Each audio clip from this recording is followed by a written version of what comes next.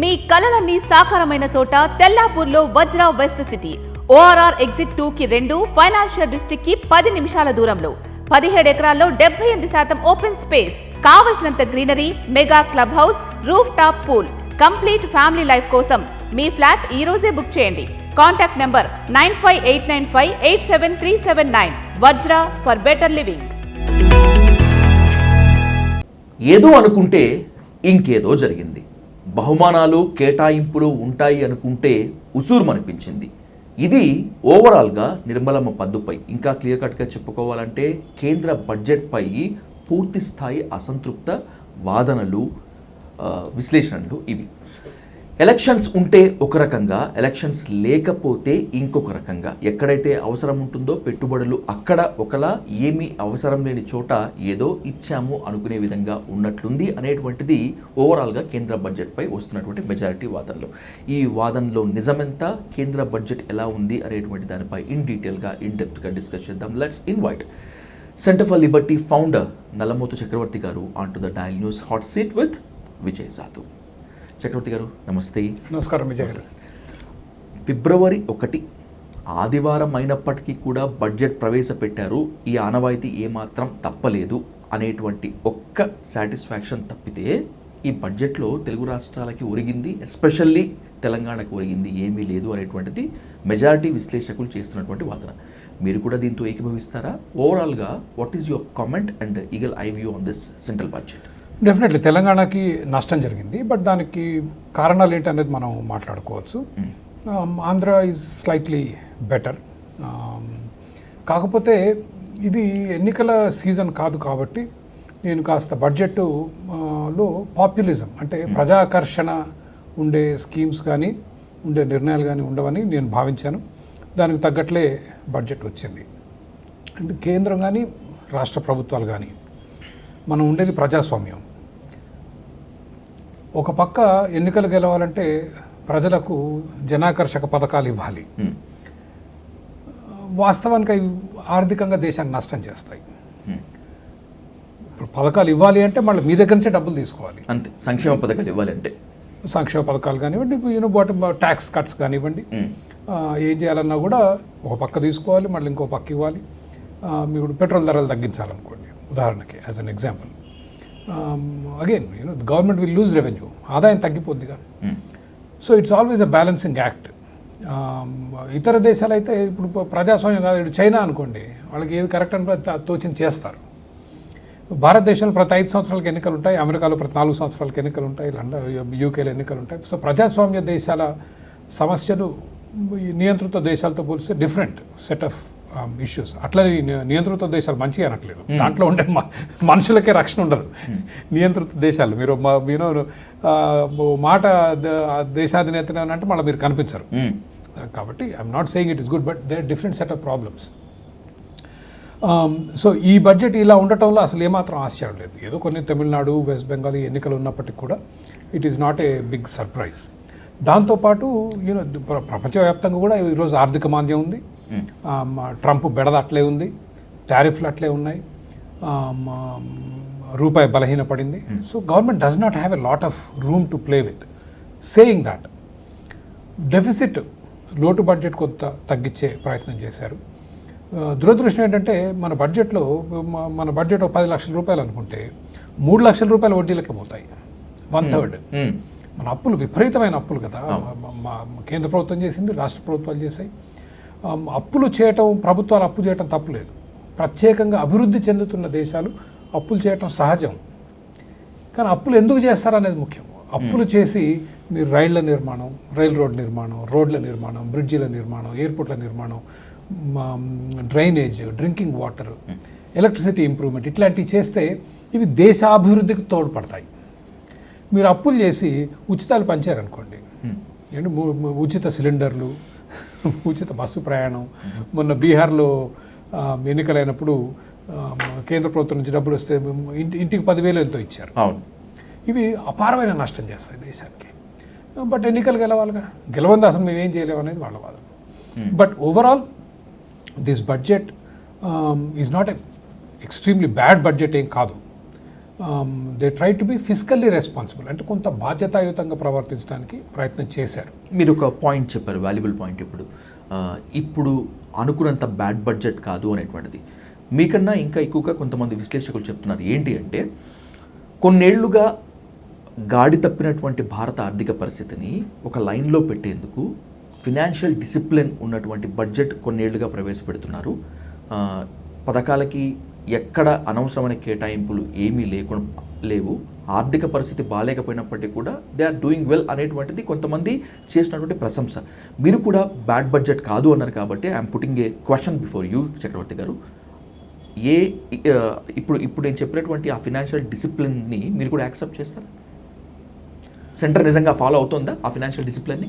It is always రిలేటివ్గా మనం గతంతో పోల్చుకొని చెప్పగలం. దిస్ ఇస్ నాట్ ఐసోలేషన్లో ఏం మాట్లాడలేము. సో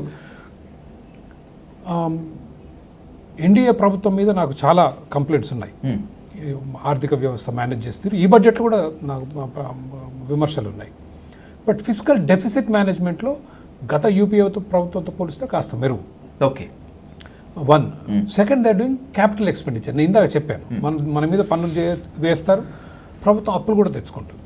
ఆ డబ్బుతో ఏం చేస్తారు అన్నది. క్యాపెక్స్ అంటే క్యాపిటల్ ఎక్స్పెండిచర్, అంటే పెట్టుబడులు. మనకు ప్రైవేట్ రంగంలో పెట్టుబడులు పెడతాం. మీరు వ్యాపారం పెడుతున్నారు, ఒక వాటర్ బాటిల్ తయారు చేసే ఫ్యాక్టరీ పెడుతున్నారు, దానికి డబ్బు కావాలి, దాన్నే క్యాపిటల్ అంటాం. ఆ క్యాపిటల్ ఎక్కడి నుంచి వస్తుంది? ప్రజలు డబ్బు ఆదా చేసి మీకు ఇస్తే మీరు దాన్ని పెట్టుబడిగా పెట్టి దీన్ని తయారు చేసే ఫ్యాక్టరీ పెడతారు.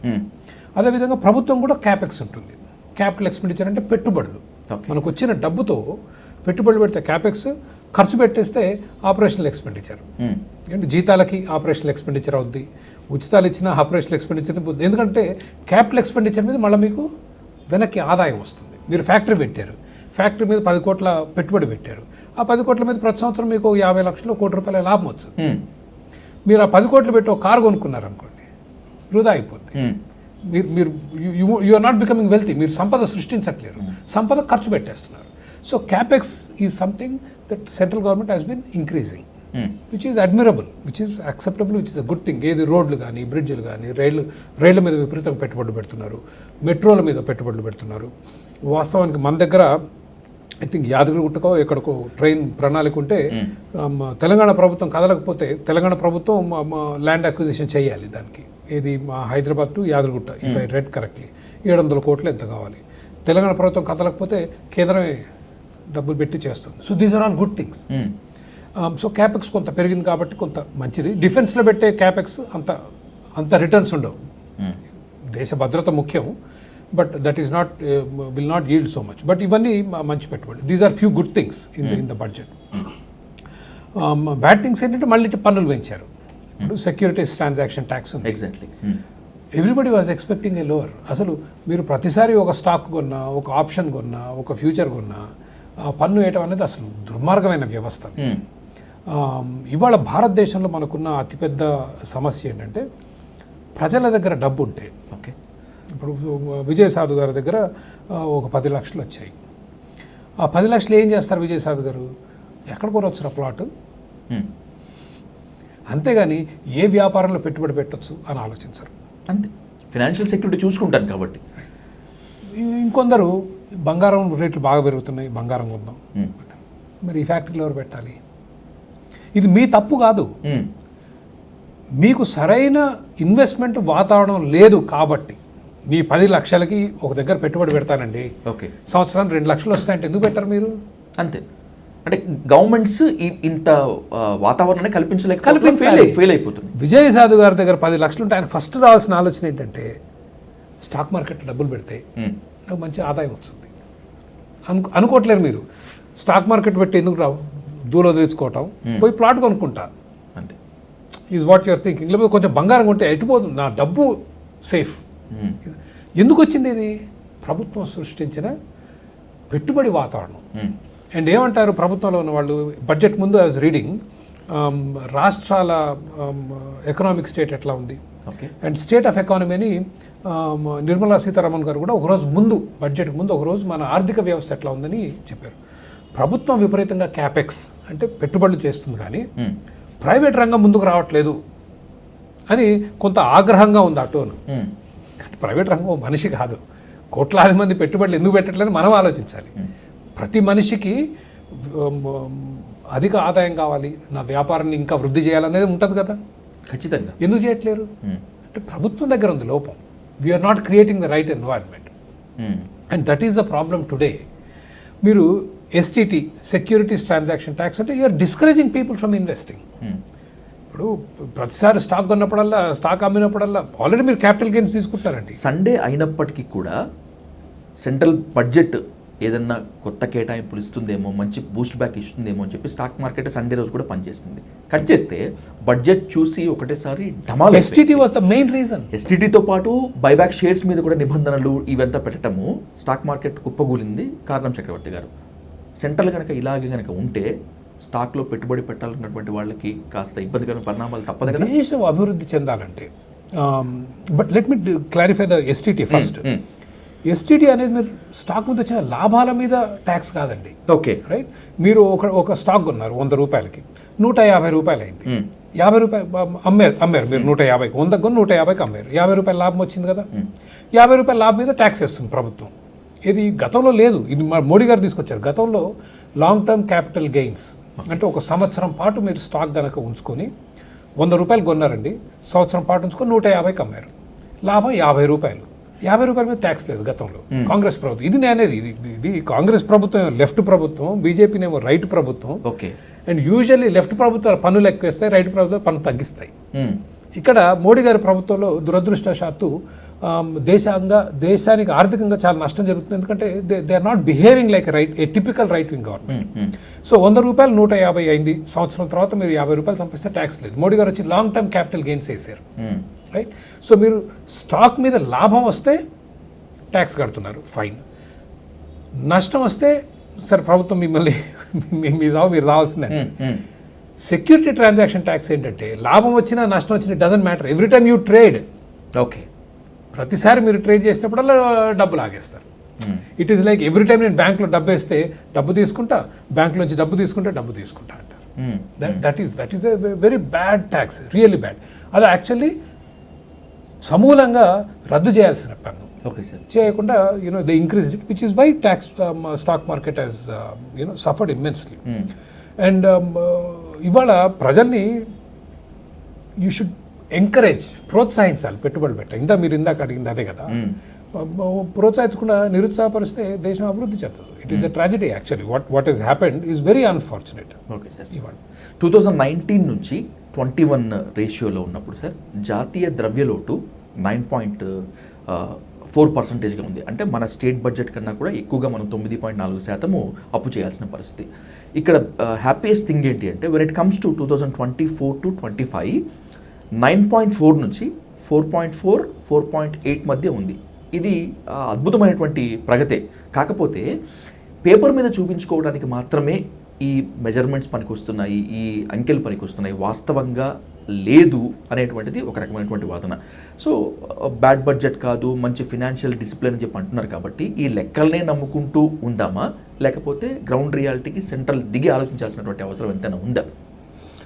ఇవాళ భారతదేశానికి ఉన్న సమస్యలు are much bigger. We can trust the numbers, but ఆ డెఫిసిట్ కొంత తగ్గినంత మాత్రాన మన దేశంలో సమూలమైన మార్పులు రావు. టుడే మనం ప్రతి సంవత్సరం 10% ఓకే ఎదిగినా కూడా చైనాను అందుకోవడానికి 30-40 ఏళ్ళు పట్టింది. That's how far behind we're. అంటే I don't do the exact math, but దశాబ్దాలే 30-40 ఏళ్ళు. No doubt sir. Every year 10% exactly. అమెరికానే చైనా ట్రేడింగ్ మీద ఆధారపడాల్సిన పరిస్థితి కదా ఇప్పుడు మార్కెట్ మీద. రైట్. అండ్ మనకు చాలా పెద్ద ముప్పు, ఎందుకంటే చైనా మన పక్కనే ఉన్న దేశం, ఇతర దేశాలను ఇన్ఫ్లుయెన్స్ చేస్తుంది. మనం ఆర్థికంగా ఎదగాల్సిన ఈ ఉన్న వాతావరణంలో సమూలమైన ఆర్థిక సంస్కరణలు ఎక్కడ ఈ రోజుకి లేవు. అవే పబ్లిక్ బిఎస్ఎన్ఎల్కి మళ్ళా ఒక 30,000 కోట్ల రూపాయలు, లక్షల కోట్లు తగిలిపెట్టారు బిఎస్ఎన్ఎల్ మీద, ప్రభుత్వ రంగ సంస్థ. ఈ బడ్జెట్లో మళ్ళీ ఇంకా 30,000 కోట్లు క్యాపిటల్ ఇన్ఫ్యూజన్ అని పెట్టారు. సో దాట్ వే మన పివి నరసింహరావు గారు, దాని తర్వాత వాజ్పేయి గారి పాలనలో reforms, lot of reforms that were happening. సరే మోడీ గారు రెండు టర్మ్స్లో కూడా పెద్ద రిఫార్మ్స్ ఏం జరగలేదు. ఎయిర్ ఇండియా ఒకటి అమ్మారు, ఒకటి నీలాంచల్ ఇస్పాట్ అని ఈ మధ్య ఒకటి అమ్మారు. But they are still there are huge drain on the economy. రెండు, యూరోప్తో ఫ్రీ ట్రేడ్ చేసుకున్నారు, సంతోషం. కానీ మన సంస్థలు పోటీ పట్టడానికి కూడా సరైన వాతావరణం సృష్టించాలి. ఇప్పుడు యూరోప్ నుంచి మీరు యూరోపియన్ కార్స్ ఇంపోర్ట్ చేసుకున్నారు అనుకోండి, 10% డ్యూటీలు వేసి. ఓకే, మరి మన కార్ల మీద 50-60% ట్యాక్సులు కదా. How can we compete? So ఇవాళ if India needs to develop and have a say in the world politics, ప్రపంచ ఆర్థిక వ్యవహారాల్లో కానీ, ప్రపంచ రాజకీయ వ్యవహారాల్లో కానీ, సామాజిక వ్యవహారాల్లో కానీ మనకు ఒక సే ఉండాలంటే we have to grow dramatically. ఇవాళ ఏ పార్టీ దగ్గర కూడా ఆసక్తి కానీ మార్పు తీసుకొచ్చే శక్తి కూడా ఉన్నట్లు నాకు కనిపించడం లేదు, which is very unfortunate and it doesn't board well. మీకు దానికి మంచి ఉదాహరణ విజయ్ గారు, అమెరికాకు శత్రు దేశం చైనా, అవును సార్, మిత్రదేశం భారతదేశం. వాళ్ళ మీద టారిఫ్లు తక్కువ, మన మీద టారిఫ్లు ఎక్కువ. అవును. Why? Because they are stronger. China has more economic muscle, exactly, మనకు లేదు. So end of the day శత్రువు లేడు, మిత్రుడు లేడు, ఎవరికి పట్టదండి. How much we can grow our economy, మన దేశాన్ని ఎంత అభివృద్ధి చేసుకుంటాం. దేశాన్ని అభివృద్ధి చేసుకోవడానికి చాలా సులువైన మార్గాలు ఉన్నాయి. ఇదేమో రాకెట్ సైన్స్ కాదు. ప్రజల డబ్బు ప్రజల దగ్గర ఉంటే దేశం అభివృద్ధి చెందుతుంది. మీరు పన్నులు విపరీతంగా వేసి మొత్తం దోచుకున్నారనుకోండి, కంట్రీ విల్ నాట్ గ్రో. ప్రజల దగ్గర డబ్బు ఉంటే ఆదా చేస్తారు, ఆదా చేసింది పెట్టుబడి అవుద్ది. పెట్టుబడికి సరైన వాతావరణం సృష్టించాలి. వాతావరణం సృష్టించాలంటే కంపెనీల మీద పన్నులు తక్కువ ఉండాలి, రెగ్యులేషన్స్, చట్టాలు బెడద తక్కువ ఉండాలి, ఎగుమతులు దిగుమతులు స్వేచ్ఛగా చేసుకొని ఇవ్వాలి.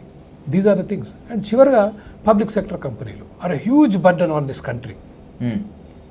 ఈరోజు పబ్లిక్ సెక్టర్ కంపెనీలు ఆర్ వెరీ బిగ్ బర్డన్. చాలా కంపెనీలు లాభాలు వస్తున్నాయి అంటారు మనం.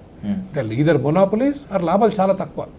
ఇప్పుడు 10 కోట్ల మీద మీరు 10 కోట్లు పెట్టుబడి పెట్టారండి, నాకు ₹1 కోటి లాభం వస్తుంది, మీకు 10 లక్షల లాభం వస్తుంది. లాభం అంటే అది కాదు, నాకంటే ఎక్కువ రావాలి కాదు మీకు లాభం. Public sector companies make very little money. కొన్ని లాభాల్లో ఉన్నాయి. ఇప్పుడు ఆయిల్ కంపెనీస్ ఉన్నాయి, మొనాపలీనేగా. మనకు అన్ని హిందుస్థాన్ పెట్రోల్, భారత్ పెట్రోల్, ఇవేగా అన్ని. అసలు ఆయిల్ ఏంటంటే అది ఇట్స్ కమాడిటీ, అంటే ఎన్నో సంవత్సరాల నుంచి కమాడిటీ. అసలు అందులో గవర్నమెంట్ ఉండాల్సిన అవసరమే లేదు. స్టీల్ ఇండస్ట్రీస్ గవర్నమెంట్ అవసరం లేదు. బిఎస్ఎన్ఎల్ అని చెప్పి లక్షల కోట్లు, 30-35 వేల కోట్లు అంటే నాకు తెలిసి నేను చూసింది ఒక 5,000 అటు ఇటు ఏమైనా ఉండొచ్చు, 30,000 కోట్లు అనుకుందాం గవర్నమెంట్ ఇచ్చింది. ఇట్ ఈస్ $3 బిలియన్ అండి. $3 బిలియన్ అంటే అమెరికన్ నెంబర్లో కూడా హ్యూజ్ నెంబర్. దానివల్ల ప్రజలకు దమ్మిడి ఉపయోగం లేదు. ఇప్పుడు 2-3 లక్షల కోట్లు తగలబెట్టాం. ఈ సంస్కరణలు నాకు ఎక్కడా కనిపించడం లేదు. బట్ దే డిడ్ సే ఇంకో 20 కంపెనీలను మేము డైవర్స్ చేస్తాం, డిస్ఇన్వెస్ట్ చేస్తాం, ఇంకొంచెం ప్రైవేటైజ్ చేస్తాం అనేది. ఏది స్టాక్స్ అమ్మేస్తాం, కంపెనీలో ఉన్న పెట్టుబడులు అమ్ముతామని.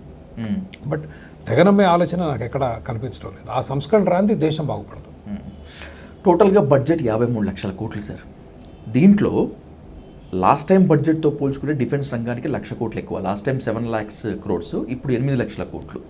ఓవరాల్గా బడ్జెట్లో 14 పాయింట్ చేంజ్ డిఫెన్స్కి. ఓకే, భారతదేశ రక్షణ రంగానికి ఆ స్థాయిలో పెట్టుబడులు అవసరము, కేటాయింపులు అవసరమే. కానీ భారతదేశంలో అత్యంత ఇంపార్టెంట్ రంగాలు అనేటువంటి విద్యా వైద్యానికి మాత్రం అతి తక్కువ కేటాయింపులు. ఈ విద్యా వైద్యం రంగాలు రెండింటిని కలుపుకుంటే 5% కూడా మించడం లేదు. అంటే ఎందుకని గవర్నమెంట్ వీటి మీద పెట్టుబడులు పెట్టడం వల్ల ఏం ఉపయోగం లేదనుకుంటుందా? What does it mean sir ఇంత తక్కువ కేటాయింపులు? ఓకే, ఫస్ట్ థింగ్, ఇందా నేను చెప్పినట్లు డిఫెన్స్ పెట్టుబడులు అవసరం, కానీ దానివల్ల ఆర్థిక అభివృద్ధి కష్టం. Because it is an expense. Though దాంట్లో క్యాపిటల్ ఎక్స్పెండిచర్ అది ఉన్నా కూడా, unless we privatise defence industry and do exports. ఆయుధాల వ్యాపారం చాలా అద్భుతమైన వ్యాపారం అండి. కానీ అన్ని ప్రభుత్వ రంగ సంస్థలు ఇవ్వడం, ఇప్పుడు మనం తేజస్ విమానం, యుద్ధ విమానం ఎన్ని దశాబ్దాల నుంచి చేస్తున్నా అది ఎగరదు. 1,000 కోట్లు కాదు, 1,00,000 కోట్లు ఖర్చు పెట్టాం. సో అది defence. But when it comes to education and health care, as I said, it is a very, భారతదేశానికి ఇవాళ ఉన్న బడ్జెట్లలో ఆల్రెడీ విపరీతంగా ఖర్చు పెట్టేస్తున్నాం. And education and health care are more of state subjects rather than central subjects. Okay, so రాష్ట్ర ప్రభుత్వాలు ఎక్కువ ఖర్చు పెడతాయి. ప్రభుత్వ స్కూళ్ళు ఎక్కువగా ఉండేది రాష్ట్ర ప్రభుత్వాల దగ్గర కదా. ఆసుపత్రులు కూడా రాష్ట్ర ప్రభుత్వాలు ఎక్కువ ఖర్చు పెడతాయి. So that is one of the reasons why there could be not a significant allocation in the central government. 1, 2, మంచో చెడో భారతదేశంలో విద్య, వైద్యం ప్రభుత్వం చేతిలో పెట్టి 2 పూర్తిగా విఫలమయ్యాయి. ప్రభుత్వ ఆసుపత్రుల్లో ఎవరు వైద్యం చేయించుకోలేరు. అంటే ఇక దుర్భరమై పరిస్థితులు, గతి లేకపోతే తప్పితే వెళ్ళరు.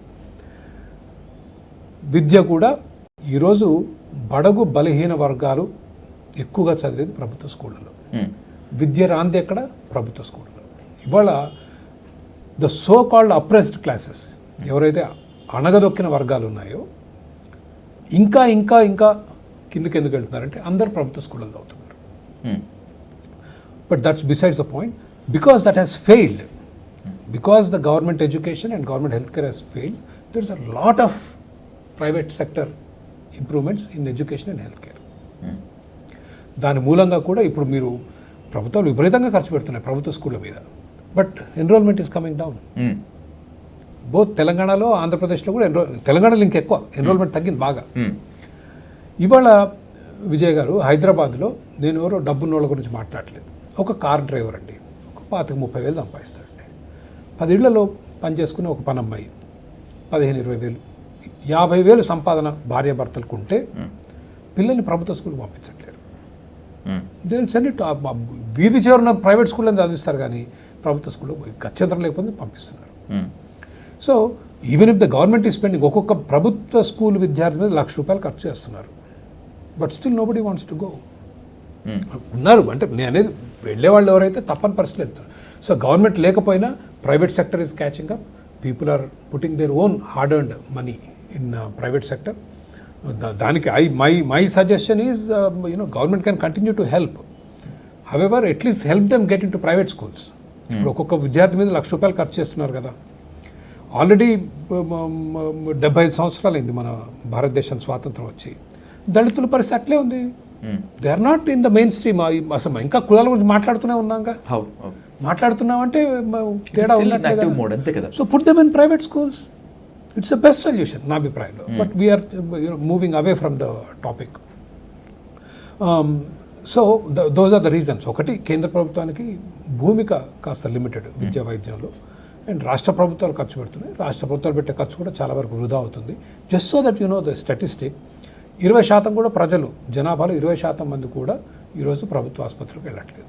And that is a study done by the central government. There is a published study which is about 19% తెలంగాణలో, ఒక 6% ఎక్కువ ఆంధ్రాలో ప్రభుత్వ వైద్యాన్ని ఉపయోగిస్తున్నారు ప్రజలు. 80% already they are in the private space.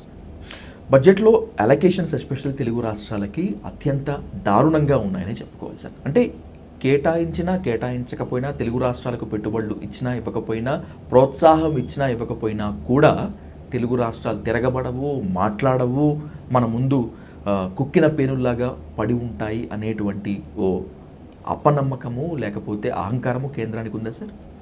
ఉంటుందా? 100% ఉంటుంది. I'm absolutely I'm for states rights. Now దీంట్లో 1-2 విషయాలు ఉన్నాయి. ఇతర రాష్ట్రాలు అభివృద్ధి చెందలేదు, ఈ రాష్ట్రాలు అభివృద్ధి చెందాయి కాబట్టి అభివృద్ధి చెందిన రాష్ట్రాలు, అంతగా అభివృద్ధి చెందిన రాష్ట్రాలకి కొంత సంపద అటు వెళ్ళాలి అనే వాదన ఉంది. కొంతవరకు కరెక్టే, బట్ మనమేమి అమెరికా అంత అభివృద్ధి చెందిన దేశాలం కాదు. మన దగ్గర విపరీతమైన పేదరికం ఉంది. ఒక లిమిట్ వరకు పర్లేదు. But I didn't get the numbers. Some of the numbers are dramatic, like Maharashtra, Telangana. ఇంత భారీ ఎత్తున డబ్బులు కేంద్రానికి వెళ్ళి, కేంద్రం ఇతర రాష్ట్రాలు యూపీ, బీహార్ లంచగొండు వాతావరణంలో బాగా కూరుకుపోయి, మీరు చూస్తున్నారు ఓ బ్రిడ్జ్ కడితే కూలిపోద్ది. ఇవన్నీ మన డబ్బులే. ఇటు నుంచి అటు పంపించిన తర్వాత వాళ్ళ బాధ్యత రాహిత్యం మూలంగా మన డబ్బంతా అక్కడ పోవటం అనేది is not fair. Is what I'm saying. But ఏ స్థాయిలో తీసుకెళ్తారనేది కూడా చూసుకోవాలి కదా. నువ్వు ఎంత అభివృద్ధి చెందితే నేను అంత పనిష్ చేస్తా అనేది is not right. There should be some level of fairness is what I'm saying. మొన్న పీయూష్ గోయల్ గారు మాట్లాడుతూ తెలంగాణలో, అంటే నేను దీని ప్రత్యేకంగా నేను చాలా గట్టిగా మాట్లాడుతూ ఉన్నాను. In fact I did one video on how Telangana, Maharashtra, Andhra Pradesh, Karnataka, Tamil Nadu నుంచి విపరీతమైన డిఫరెన్స్ ఇన్ మనీ. మనం ₹100 ఇస్తే మనకు ₹10 కూడా రావట్లేదు వెనక్కి కేంద్రానికి ఇస్తే.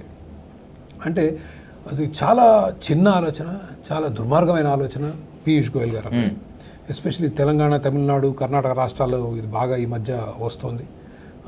ఇతర రాష్ట్రాలు ఇబ్బందుల్లో ఉంటే కాపాడాలి.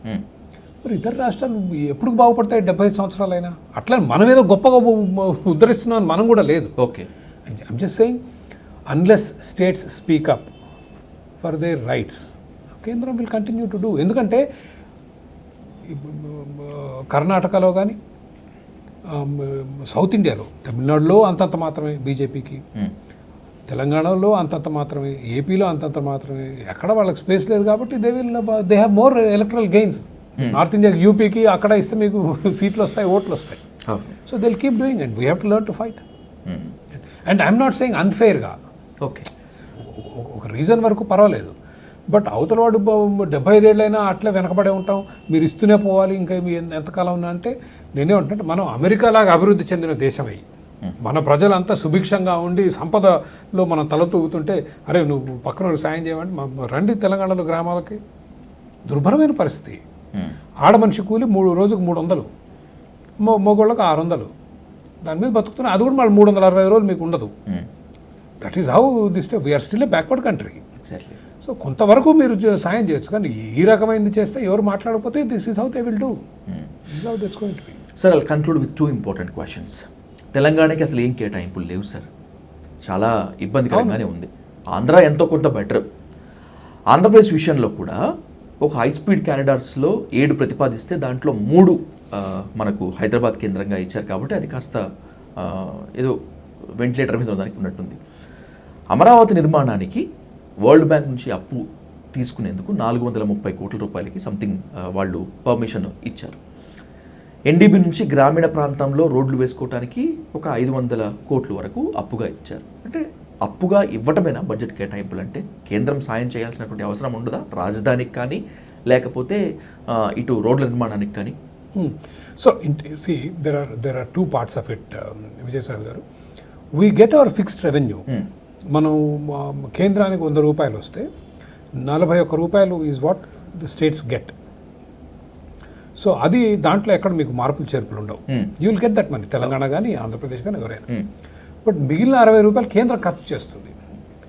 That is where this lot of these differences come. ఈ మాత్రమే ఆంధ్రప్రదేశ్కి రావడానికి కారణం ఏంటి అంటే, because the Telugu Desam Janasena are in the part of the NDA coalition కాబట్టి ఆ మాత్రమైనా 2 రూపాయలు రాలుతున్నాయి. ఇంతకుముందు అవి కూడా రాలే కావు. And this is the unfortunate situation. ఇది భారతదేశ సమగ్రతకు దూరాలోచనతో మనం, if you look forward, this cannot go on for ever. States will stand up, people will notice. నా ఒక్క వీడియో చేస్తే it got million views in span of 10 days అండి. ఏ విధంగా తెలంగాణ రాష్ట్రం నుంచి డబ్బు 100 రూపాయల్లో మనం 100 ఇస్తే మనకి 20 రావటం ఏంటి అసలు? దట్స్ మరీ అవుట్రేజెస్ కదా. I don't remember the exact number. I'll go back and check if you want me to. So South India has a very little say in the affairs of what is happening in the government, in the central government. దాని అర్థం ఏదో మాకు south India దేశం కావాలి, అది అవసరం లేదు. You only want fairness. అభివృద్ధి ఎంతో కొంత అభివృద్ధి చెందినందుకు మీరు మొత్తం అటు ట్రాన్స్ఫర్ చేయాలి మీ సంపద అంతా అనేది is unfair. And central governments, whether it is Congress or BJP, the South Indian states, ప్రత్యేకంగా తెలంగాణ గత కొన్ని బడ్జెట్లో is been a victim. And we need to stand up and speak up and fight for our rights. అడగకపోతే అమ్మాయిని అన్నం పెట్టదండి, and అడగాలి, పోరాడాలి. And BJP especially in Telangana has a future. భవిష్యత్తు ఉంది పార్టీకి ఇక్కడ. ఇది ఆంధ్రప్రదేశ్లో లేదు, ఇక్కడ ఉంది భవిష్యత్తు పార్టీకి. If they have a good leader, they can actually give good fight to Revanth Reddy గారికి. అట్లాంటప్పుడు if they neglect the state, they will not do well. And it's very bad politics also on the part of BJP. Thank you Chakravarthi garu, thanks for your participating in the interview. మళ్ళీ కలుద్దాం ఖచ్చితంగా, మళ్ళీ మాట్లాడదాం. Thank you much.